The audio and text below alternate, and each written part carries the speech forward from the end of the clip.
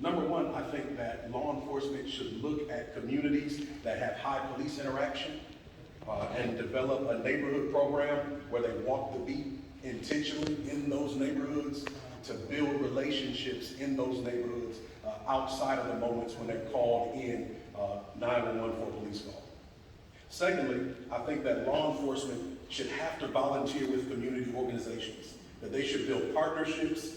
in the communities that they serve, and that this community service should be built into the promotion process. That in order to be promoted in law enforcement, you have to log a certain number of community service hours in underserved communities, actually working with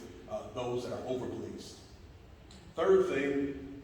we should create programs and partnerships with schools that actually teach kids their rights, as well as policy and policing techniques and procedures, so that as children grow up in our community, they have a more firm understanding of why police officers make certain demands, of what their rights are as a citizen, and again, have interactions with officers outside of kind of those negative calls when you're going out to try to solve a problem. We should also have regularly scheduled roundtable discussions with command staff and community leaders quarterly to actually talk through issues in communities, to actually look at underserved areas that are highly policed, and together think through plans and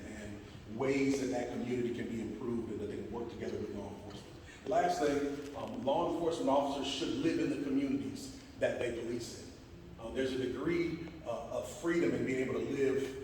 45 minutes away and then police in another town. You don't have the same sense of ownership and accountability